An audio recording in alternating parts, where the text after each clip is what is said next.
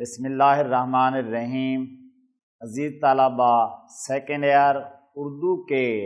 8ویں lecture کے ساتھ حاضر خدمت ہوں۔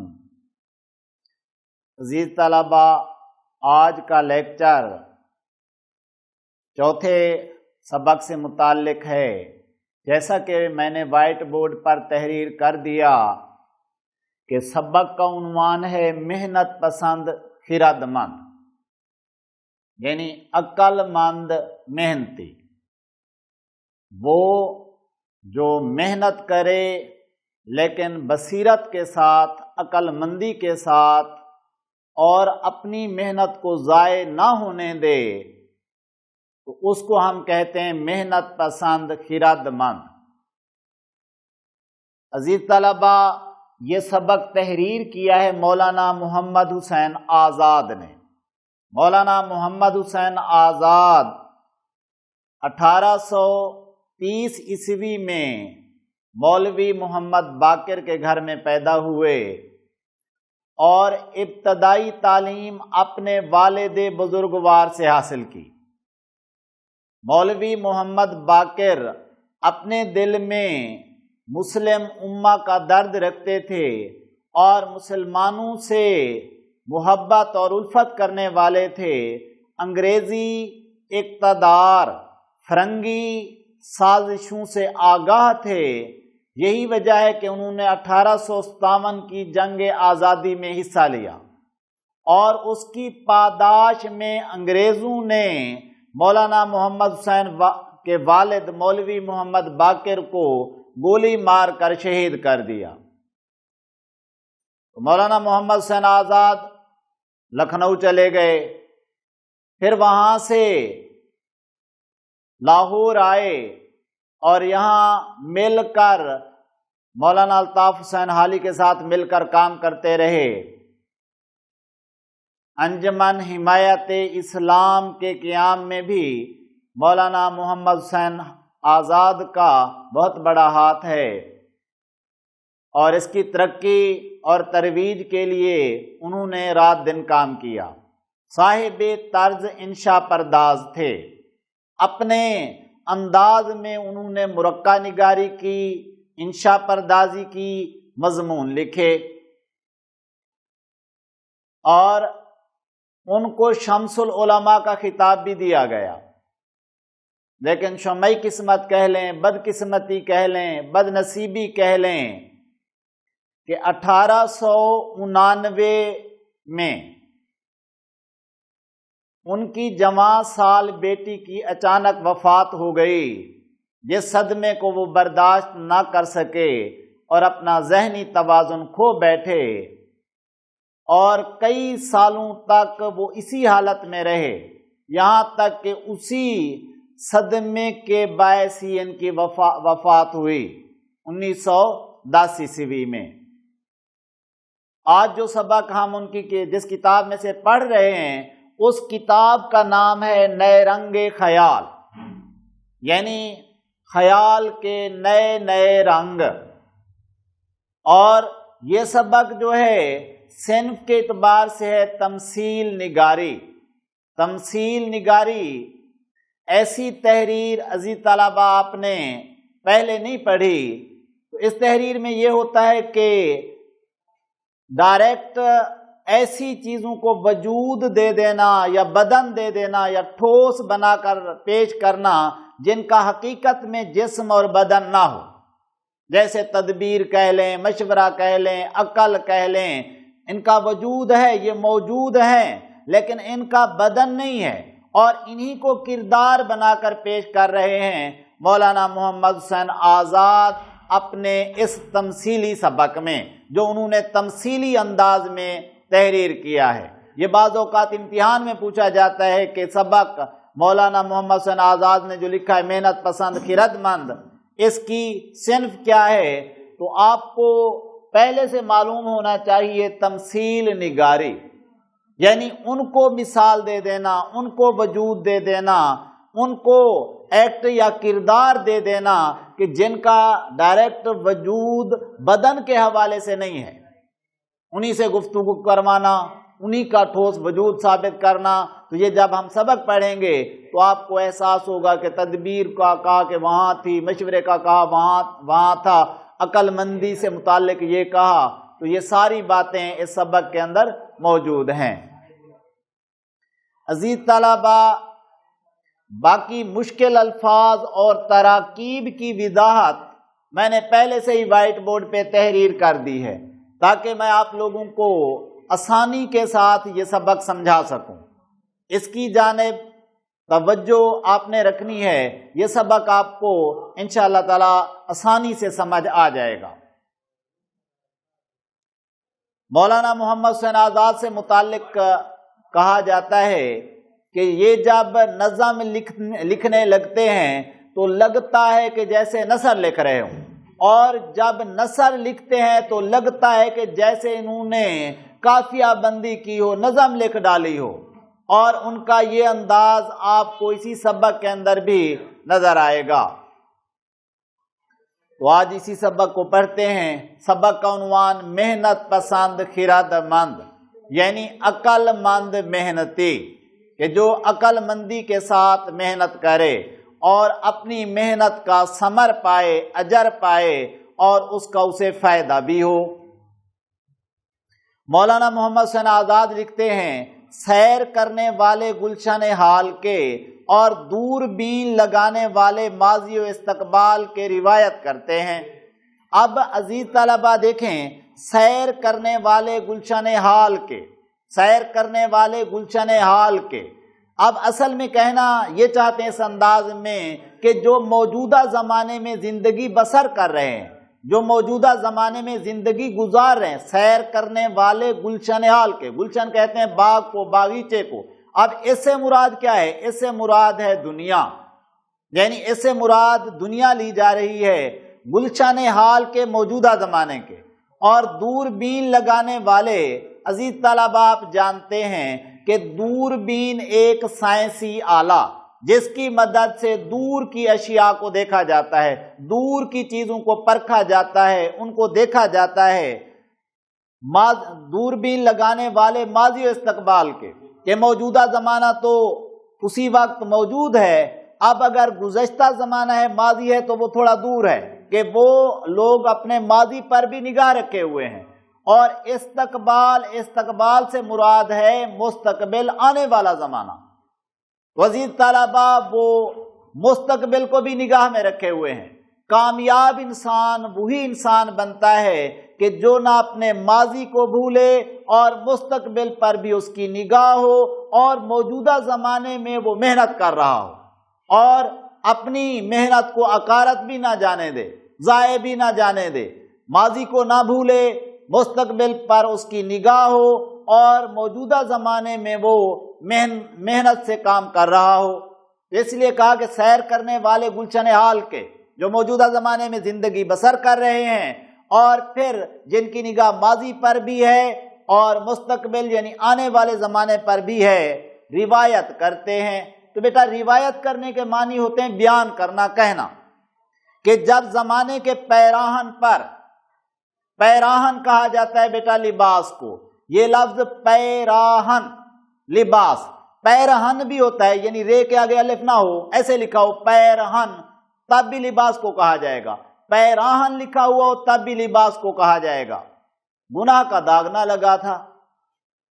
یعنی زمانے میں ابھی بد نیتی نہیں آئی تھی، برائی نہیں آئی تھی، کیونکہ انسان پہل فطرت سلیمہ پر ہی زندگی بسر کرتا تھا، اور آہستہ آہستہ وہ شیطانی وسوسوں کا شکار ہوا تو بد نیتی کا شکار ہو گیا، کہ جب زمانے کے پیراہن پر گناہ کا داغ نہ لگا تھا، یعنی لباس زمانے کا پاک اور صاف تھا، گناہ کا، خطا کا، غلطی کا کوئی داغ اور دھبا اس کے لباس پر موجود نہیں تھا۔ اب اس میں لباس سے مراد یہی ہے کہ انسان گناہوں سے دور تھا، خطاؤں سے دور تھا، لغزشوں سے دور تھا، اور وہ فطرت سلیمہ پر اپنی زندگی بسر کر رہا تھا، اچھی فطرت پر نیکی کے ساتھ زندگی بسر کر رہا تھا، اور دنیا کا دامن بدی کے غبار سے پاک تھا۔ یعنی دنیا کا دامن، بدی کہتے ہیں بیٹا برائی کو، غبار سے پاک تھا، کوئی گرد بدی کی برائی کی اس کے لباس پر، دنیا کے لباس پر۔ اب دنیا سے مراد کیا ہے کہ تمام لوگ نیکی کی زندگی بسر کر رہے تھے، تقوی کی زندگی بسر کر رہے تھے، پرہیزگاری کی زندگی بسر کر رہے تھے، اور جائز وسائل کے تحت اپنی زندگی بتا رہے تھے۔ تو تمام اولاد آدم، عزیز طلبہ، اولاد آدم، آدم علیہ السلام کی اولاد مراد انسان لوگ، مسرت عام، عام خوشی، مسرت عام، عام خوشی، اور بے فکری مدام، بے فکری جو کوئی خوف نہ ہو، کوئی ڈر نہ ہو، یہ بے سابقہ ہے، اور اپنے سے بعد والے لفظ کے معنی حذف کر لیتا ہے، ختم کر دیتا ہے۔ جیسے ہم کہتے ہیں کہ بے فکری جسے کوئی سوچ نہ ہو، کسی قسم کا خوف، اندیشہ اور ڈر نہ ہو، مدام ہمیشہ رہنے والی، کہ عالم میں کی حالت میں، عالم کے معنی ہے حالت میں بسر کرتے تھے، بسر کرنا، زندگی بتانا۔ ملک فراغ تھا، یعنی ملک خوشحالی والا ملک تھا، اور خسرو آرام، آرام بادشاہ۔ تو بیٹا کہیں اس بادشاہ کا مکمل نام ایسے لکھا جائے گا خسرو آرام، اسے آپ نے انڈر لائن کرنا ہے۔ معروضی میں پوچھا جا سکتا ہے کہ مملکت کا نام کیا تھا، تو اسے آپ انڈر لائن کر لیں گے ملک فراغ، اور پوچھا جائے گا کہ ملک فراغ کے بادشاہ کا نام کیا تھا، تو خسرو آرام، اور کبھی کبھار صرف لفظ آرام، یعنی اس بادشاہ کا نام آرام ہے، کہیں مکمل نام خسرو آرام یعنی آرام بادشاہ، اور کہیں لکھا ہوگا آرام۔ رحم دل، ترس کھانے والا، فرشتہ مقام، فرشتوں جیسی صفتیں رکھنے والا، گویا ان کا بادشاہ تھا۔ وہ نہ رعیت سے خدمت چاہتا تھا، یعنی وہ یہ نہیں چاہتا تھا کہ عوام صرف میری خدمت میں لگ جائیں اور میرے نوکر اور غلام بن کر رہ جائیں، نہ کسی سے خراج باج مانگتا تھا۔ خراج باج ٹیکس جمع کرنا، جرمانہ لینا، تو بعض اوقات یہی ہوتا ہے کہ امیر شہر یہ کرتا ہے کہ وہ اپنی عیش و عشرت کے لیے لوگوں سے ٹیکس لیتا ہے، لوگوں پر جرمانے عائد کرتا ہے تاکہ میں عیش و عشرت کی زندگی بسر کر سکوں، لیکن وہ خسرو آرام بادشاہ اپنے عوام سے نہ تو ٹیکس وصول کرتا تھا، نہ کسی قسم کا جرمانہ عائد کرتا تھا۔ اس کی اطاعت و فرما برداری اس میں ادا ہو جاتی تھی۔ اطاعت کہا ماننا، فرما برداری کے معنی بھی یہی ہیں، دو مترادف لفظ ہیں، کہ آرام کے بندے قدرتی گلزاروں میں گلگشت کرتے تھے۔ آرام کے بندے یعنی آرام بادشاہ کی رعیت، آرام بادشاہ کے عوام، قدرتی گلزاروں یعنی جو قدرتی باغ باغیچے تھے ان میں گل گشت کرتے تھے۔ گل گشت کرنا، سیر کرنا، گھومنا پھرنا، اور ویسے گل گشت باغ کے اندر چلنا پھرنا ٹہلنا، ہری ہری سبزے کی کیاریوں میں لوٹتے تھے، یعنی سرسبز و شاداب سبزے کی کیاریاں ہوتی تھیں اور وہ وہاں ہنسی خوشی جا کر بیٹھتے تھے، آب حیات کے دریاؤں میں نہاتے تھے۔ تو بیٹا یہ فرسٹ ایئر میں بھی آپ پڑھ چکے ہیں، آب حیات ایک فرضی اور قیاسی پانی ہے جس کے متعلق یہ مشہور ہے کہ اگر کوئی انسان اس پانی کو پی لے تو وہ امر ہو جاتا ہے، اسے موت نہیں آتی، وہ بقا حاصل کر لیتا ہے، حالانکہ یہ فرضی اور قیاسی پانی ہے۔ ایسا کوئی پانی دنیا میں کہیں بھی موجود نہیں ہے کہ اس کا ایک گھونٹ پی لیا جائے اور تا قیامت موت نہ آئے۔ اور اس قیاسی قصے کو، فرضی قصے کو افسانوی حوالوں سے مختلف ادیبوں نے اپنی تحریروں میں بیان بھی کیا ہے۔ مثال کے طور پر اب یہی سبق مولانا محمد حسین آزاد نئے رنگ خیال میں آب حیات کا ذکر لے کر آئے، ویسے ان کی ایک کتاب کا نام بھی آب حیات ہے جس میں شاعروں کے احوال یا ادیبوں کے احوال انہوں نے تحریر کیے ہیں۔ مرزا اسداللہ خان غالب نے بھی اپنے ایک شعر میں کہا ہے کہ کیا کیا خضر نے سکندر سے، اب کسے رہنما کرے کوئی، یعنی خضر نے تو یہ کیا، خود پانی پی لیا، سکندر کو نہیں پینے دیا۔ اگر خضر جیسا رہنما بھی دھوکہ دے رہا ہے تو ہم کس رہنما پہ، کس رہبر پہ بھروسہ کر سکتے ہیں یا ٹرسٹ کر سکتے ہیں؟ حالانکہ یہ فرضی قصہ ہے، کبھی سکندر اور خضر کی کوئی ملاقات ہوئی ہی نہیں۔ تو کہا آب حیات کے دریاؤں میں نہاتے تھے، یعنی یہ ایک چشمہ نہیں بلکہ دریا تھے آب حیات کے، تو اس میں جا کر وہ نہاتے تھے۔ ہمیشہ وقت صبح کا اور سدا موسم بہار کا رہتا تھا۔ تو بیٹا صبح کا موسم خوشگوار موسم ہوتا ہے اور بہار کا موسم بھی دل کو لبھانے والا ہوتا ہے، کیونکہ بہار کے موسم میں پھول کھلتے ہیں، درختوں پر پھل آتے ہیں، اور یہ بہتر موسموں میں بہترین موسم۔ تو اس لیے ذکر یہ کیا کہ ہمیشہ اس ملک میں وقت صبح کا تھا اور موسم بہار کا۔ نہ گرمی میں تہہ خانے سے جانے پڑتے تھے، یعنی اتنی گرمی پڑتی ہی نہیں کہ گرمی سے بچنے کے لیے لوگ انڈر گراؤنڈ ہو جائیں، تہہ خانے کے اندر چلے جائیں۔ نہ سردی میں آتش خانے روشن کرتے، نہ سردی میں یہ ہوتا کہ انگیٹھیاں جلانی پڑتی ہوں۔ قدرتی سامان اور اپنے جسموں کی قوتیں ایسی موافق پڑی تھیں، موافق کہتے ہیں بیٹا مطابق کو، یعنی ایک دوسرے کے مطابق ہو گئی تھیں کہ جاڑے کی سختی ہو، جاڑا سخت سردی کو کہتے ہیں یا سردی کے موسم کو کہتے ہیں، یا ہوا کی گرمی معلوم ہی نہ ہوتی تھی۔ تو جب انسان نے اپنے ماحول کو آلودہ نہیں کیا تھا، نہ گرمی میں شدت تھی نہ سردی میں شدت تھی۔ جب ہم نے اپنے ماحول کو آلودہ کر لیا تب موسموں کے اندر شدت آ گئی۔ ٹھنڈے اور میٹھے پانی نہروں میں بہتے تھے کیونکہ پانی بھی آلودہ نہیں تھا۔ چشمے پر لوگ جھکتے اور منہ لگا کر پانی پیتے تھے۔ وہ صاف ستھرا اور زلال شیریں پانی ہوا کرتا تھا اور صحت افزا پانی ہوا کرتا تھا۔ لوگ ڈائریکٹ براہ راست اس پانی کو استعمال کر لیا کرتے تھے۔ وہ شربت سے سوا مزہ، یعنی شربت سے بھی زیادہ لطف دیتا تھا اور دودھ سے زیادہ قوت دیتے تھے، کیونکہ آلودہ نہیں تھے، صاف ستھرا پانی تھا، تو اس لیے وہ طاقت دینے والا تھا، وہ جسم کا حصہ بننے والا تھا۔ جسمانی طاقت قوت ہاضمہ کے ساتھ رفیق تھی۔ انسان کی جو جسمانی طاقت ہے وہ ہاضمے کی قوت کا ساتھ دے رہی تھی۔ بھوک نے ان کی اپنی ہی زبان میں ذائقہ پیدا کیا تھا۔ بھوک لگتی تھی تو وہ قدرتی کھانوں کو، قدرتی پھلوں کو استعمال کرتے تھے۔ ان کی زبان میں ذائقہ موجود تھا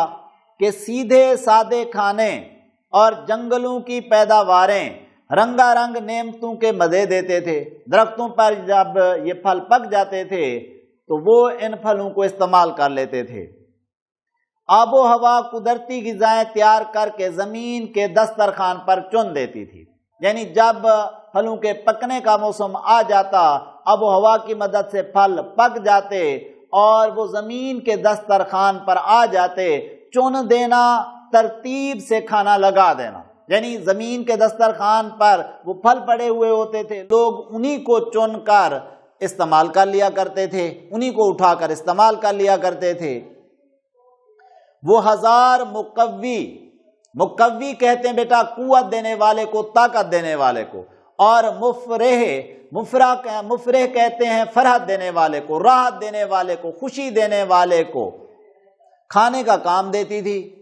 یعنی یہ کھانے بوجھ بننے والے نہیں تھے بلکہ یہ وجود کو طاقت دینے والے تھے، یہ جسم کو طاقت دینے والے تھے، یہ جسم کو راحت اور فرحت دینے والے تھے۔ آگے مولانا محمد حسین آزاد لکھتے ہیں، صبا و نسیم کی شمیم میں ہوائی خوشبوؤں کے عطر مہک رہے تھے۔ اب بیٹا انہوں نے 3 ہواؤں کا ذکر کیا۔ صبا کہتے ہیں موسم بہار کے اندر چلنے والی ہوا کو، اور نسیم کہتے ہیں پچھلے پہر چلنے والی ٹھنڈی ہوا کو، شمیم کہتے ہیں خوشبودار ہوا کو، کہ جو خوشبو میں مہکی ہوئی ہوا چلے تو وہ شمیم کہلاتی ہے۔ تو ان تینوں ہواؤں کا ذکر کیا انہوں نے بلبلوں کے چہچہے یعنی بلبلوں کا چہچہانا،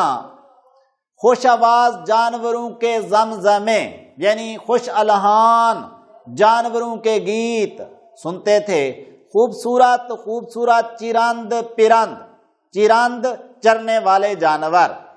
پرند اڑنے والے پرندے آس پاس کلیل کرتے پھرتے تھے۔ جانوروں کا خوشی خوشی، پرندوں کا خوشی خوشی ایک دوسرے کے ساتھ کھیلنا کلیل کرنا کہلاتا ہے۔ جا بجا درختوں کے جھرمٹ تھے یعنی جھنڈ تھے، ذخیرے تھے، انہی کے سائے میں سب چین سے زندگی بسر کر رہے تھے، آرام سے لوگ زندگی گزار رہے تھے۔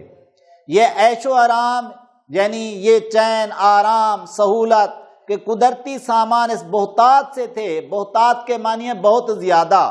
کہ ایک شخص کی فراوانی کے معنی ہے کثرت، تعداد میں زیادہ ہونا سے دوسروں کے لیے کمی نہ ہوتی تھی۔ یعنی اگر ایک آدمی کو یہ عیش وافر مل گیا ہے تو یہ نہیں کہ دوسرے کو وہ عیش نہیں ملے گا، دوسرے کے لیے بھی وہ عیش وافر مقدار میں موجود تھا اور وہ آرام سے زندگی بسر کر سکتا تھا، اور کسی طرح ایک دوسرے کو رنج نہ پہنچتا تھا، ایک دوسرے کو تکلیف نہیں پہنچتی تھی، کیونکہ بد نیتی تھی ہی نہیں، حسد ان لوگوں میں موجود تھا ہی نہیں، اس لیے دکھ اور تکلیف ایک دوسرے سے انہیں نہیں پہنچتی تھی۔ سب کی طبیعتیں یعنی مزاج خوشی سے مالا مال، مالا مال کے معنی ہے بھرپور، اور دل فارغ البال تھے اور دل خوش تھے، انہیں کسی قسم کی کوئی فکر نہیں تھی، کوئی اندیشہ نہیں تھا اور کوئی ڈر نہیں تھا۔ تو عزیز طلبہ، اب آپ نے پہلے پیراگراف میں اقتباس میں جو پڑھا وہ یہ ہے کہ جب لوگ نیک نیت تھے اور نیک نیتی کے تحت زندگی بسر کر رہے تھے تو دنیا میں آرام اور سکون کی زندگی گزار رہے تھے، ایک دوسرے سے حسد کرنے والے نہیں تھے، ایک دوسرے کے دشمن بنے ہوئے نہیں تھے، ایک دوسرے کے لیے ان کے دلوں میں تعصب موجود نہیں تھا، ضد اور ہٹ دھرمی موجود نہیں تھی، اور وہ آرام کی زندگی بسر کر رہے تھے، کسی قسم کا خوف، اندیشہ، ڈر موجود تھا ہی نہیں۔ اب عزیز طلبہ، دوسرے اقتباس میں مولانا محمد حسین آزاد بتائیں گے کہ دیکھیں جی کہ جب لوگوں کی نیتیں بدلتی ہیں تو پھر انہیں کن حالات میں زندگی بسر کرنی پڑتی ہے۔ مولانا محمد حسین آزاد لکھتے ہیں، اتفاقاً ایک میدان وسیع میں یعنی ایک کھلے میدان میں تختہ پھولوں کا کھلا، ایک کیاری پھولوں کی کھلی کہ اس سے عالم مہک گیا کہ ساری دنیا تک وہ تیز خوشبو پہنچ گئی، عالم مہک گیا یعنی ساری دنیا تک وہ خوشبو پہنچ گئی، مگر بو اس کی گرم اور تیز تھی، تاثیر یہ ہوئی، اثر یہ ہوا، اب اگر بیٹا کسی خوشبو کی حالت ایسی ہو کہ وہ شدت کی بو اپنے اندر رکھتی ہو تو وہ خوشی کی بجائے دکھ دینے والی بن جاتی ہے، وہ راحت دینے کی بجائے تکلیف دینے والی بن جاتی ہے۔ تو ایسا ہوا، اس خوشبو کا اثر یہ ہوا کہ لوگوں کی طبیعتیں بدل گئیں، لوگوں کے مزاج بدل گئے، اور ہر ایک کے دل میں خود بخود یہ کھٹک پیدا ہوئی، ہر انسان کے دل میں یہ خدشہ پیدا ہوا، یہ ڈر پیدا ہوا، یہ بات ان کے دلوں میں بیٹھ گئی کہ سامان عیش و آرام کا جو کچھ ہے میرے ہی کام ہے۔ تو یہ ہے خود پسندی کہ میں ان وسائل کا مالک بن جاؤں اور یہ ساری چیزیں میرے پاس ہوں، کسی اور کے پاس نہ ہوں، اور کے پاس نہ جائے۔ اس غرض سے یعنی اس مقصد سے اس گلزار میں، اس باغ میں گل گشت کے بہانے، سیر کے بہانے، کبھی تو فریب کے جاسوس یعنی دھوکہ، فریب کہتے ہیں بیٹا دھوکے کو، فراڈ کو، فریب کے جاسوس یعنی لوگوں کو دھوکہ دو، فراڈ کرو ان کے ساتھ اور ان کے وسائل اس طریقے پر ہتھیا لو، اور کبھی سینہ زوری کے شیاطین آ کر چالاکیاں دکھانے لگے، سینہ زوری کرنا، زبردستی کرنا، اور شیاطین یہ جمع ہے شیطان کی، آ کر چالاکیاں دکھانے لگے، مکاری کرنے لگے، دھوکہ دینے لگے، پھر تو چند روز کے بعد یعنی کچھ دنوں کے بعد ان کی ذریات اولادیں یعنی غار اب سینہ زوری کرنا، دھوکہ دینا، ڈاکہ ڈالنا یا پھر فریب کرنا، فراڈ کرنا، تو اس کی اولادیں اب کیا بنیں گی؟ تباہی اور بربادی کے علاوہ اور کیا ہو سکتے ہیں اس کی اولادیں؟ تو انہی کا ذکر کرتے ہوئے مولانا محمد حسین آزاد کہتے ہیں پھر تو چند روز کے بعد یعنی کچھ دنوں کے بعد ان کی ذریات اولادیں یعنی غارت، تباہی، بربادی، تاراج، لوٹ مار کرنا، تباہی اور بربادی آن پہنچے اور ڈاکے مارنے لگے۔ ڈاکہ زبردستی کسی سے کوئی چیز چھین لینا۔ جب راحت و آرام کے سامان یوں پیدا ہونے لگے، یعنی پہلے تو لوگ محنتی تھے، خود محنت کرتے تھے اور اپنی محنت کے بل بوتے پر زندگی بسر کرتے تھے، اب لوگ کیا کرنے لگے کہ دوسروں کے وسائل زبردستی چھین لیں اور انہی کے وسائل پر عیش و آرام کی زندگی بسر کریں۔ تو جب اس انداز میں ہونے لگا تو رفتہ رفتہ آہستہ آہستہ غرور، خود پسندی، غرور، تکبر، گھمنڈ، خود پسندی، ہر چیز اپنے لیے پسند کرنا اور اپنی پسند کے مطابق، اپنی خواہشات کے مطابق، اپنی تمناؤں کے مطابق زندگی بسر کرنا، اس میں نہ دین کی کوئی رہبری ہو، نہ مذہب کی کوئی رہبری ہو، نہ عقل کی کوئی بات مانی جائے۔ حسد، خامخواہ کی جلن نے اس باغ میں آ کر قیام کر دیا۔ قیام کرنا، ٹھہرنا، رکنا۔ وزیر طلب آپ دیکھ رہے ہیں کہ دوسرے پیراگراف میں اس بات کا ذکر کیا جا رہا ہے کہ جب لوگ بد نیتی کا شکار ہو گئے اور جب لوگ ایک دوسرے کو دھوکہ دینے لگے، جب لوگ ڈاکہ زنی کرنے لگے، تو پھر یہ ہوا کہ معاشرہ تباہی اور بربادی کی جانب جانے لگا، ہنگامے اور فساد برپا ہوا۔ اس کے اثر صحبت سے یعنی اب اس کی صحبت، اس کے ساتھ کا اثر لوگوں پر کیا ہوا؟ لوگ بہت خراب ہوئے، یعنی لوگ برے ہو گئے، کیونکہ وہ اپنے ساتھ دولت کا پیمانہ لائے۔ پہلے یہ تھا کہ انسان کی عزت قدر صرف انسانیت کے ناطے کی جاتی تھی، اور پھر یہ بدنیتی کے بعد یہ ہوا کہ لوگ دولت کو ہی شرافت کا معیار جاننے لگے۔ امیر ابو ذری نے اپنی ایک نظم میں، بلکہ اپنے ایک مزاحیہ شعر میں ایک جگہ پر کہا ہے کہ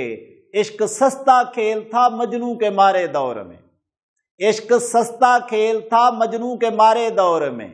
اب کار کوٹھی چاہیے عاشقی کے واسطے۔ یعنی ایک زمانہ وہ تھا کہ صرف محبت کا یقین دلا دو تو دوستی چل جاتی تھی، آج زمانہ یہ ہے کہ آپ نے دولت کو نمایاں کرنا ہے، دولت ظاہر کرنی ہے، تب آپ کی دوستی چلے تو چلے، وگرنہ نہیں۔ مراد یہ ہے کہ جب دولت کو معیار بنائیں گے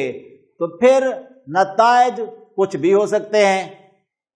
پہلے تو خدائی کے کارخانے فارغ البالی کے آئین اور آزادی کے قانون کے باموجب کھلے ہوئے تھے، یعنی یہ ہے اللہ تبارک و تعالیٰ نے جتنے وسائل پیدا کیے ہیں وہ وسائل ہر ایک کے لیے بے بہا تھے، غریب امیر ہر فرد ان سے فائدہ اٹھا رہا تھا، یعنی عیش وافر، سہولت بہت زیادہ، سامان فراواں، سامان بھی بہت زیادہ، جو کچھ درکار ہو، کسی بھی چیز کی ضرورت ہو موجود تھا۔ اور اسی بے احتیاجی کو یعنی ضرورت کے نہ ہونے کو لوگ تونگری کہتے تھے۔ لوگ کہتے تھے ٹھیک ہے ہم مالدار ہیں، ہم امیر ہیں، کہ ہماری آرام سے زندگی بسر ہو رہی ہے۔ پھر یہ سمجھنے لگے بدنیتی کے بعد کہ اگر ہمارے پاس ہر شے ضرورت سے زیادہ ہو اور ہمیں اس کی حاجت بھی ہو، یعنی ضرورت بھی ہو یا نہ ہو، لیکن تونگر ہم جب ہی ہوں گے، مالدار، امیر، نواب، سردار ہم تب کہلائیں گے جب کہ ہمسایہ ہمارا محتاج ہو، یعنی ہمسایہ ہمارے آگے ہاتھ پھیلا کے کھڑا ہوا ہو، وہ ہمارا ضرورت مند بنا ہوا ہو۔ ہر چند اس بیچارے ضرورت کے مارے کو خرچوں کی کثرت اور ضرورتوں کی شدت، یعنی ضرورتوں کا زیادہ ہونا، حاجتوں کا زیادہ ہونا سے زیادہ سامان لینا پڑا ہو، مگر انہیں جب ہمسائے خوشحال نظر آتے تھے تو جل جاتے تھے، خام خواہ حسد کرنے لگتے تھے اور اپنے تئیں محتاج خیال کرتے تھے اور خود سوچتے تھے ہم تو ضرورت مند ہیں، ہمارے پاس تو اتنی دولت ہے نہیں کہ لوگ تو ہمارے محتاج ہیں ہی نہیں، لوگ تو ہمارے آگے ہاتھ پھیلا کے نہیں کھڑے ہوئے۔ تو وہ لوگوں کو اس بد نیتی کے تحت اپنا نوکر، اپنا خادم اور غلام بنانا چاہتے تھے کہ جیسے ہم چاہیں لوگ ویسے ہی ہماری اطاعت کریں، ہماری فرما برداری کریں اور ہمارے ہی آگے ہاتھ پھیلا کے کھڑے ہوئے ہوں، ہم ہی خدا بن بیٹھیں۔ تو یہ بد نیتی کے تحت ہی انسان ایسا کرتا ہے۔ عزیز طلبہ، آج کے لیکچر کو میں یہیں پر اختتام پذیر کرتا ہوں۔ انشاءاللہ تعالی اگلے لیکچر کے ساتھ پھر حاضر ہوں گا۔ اللہ حافظ۔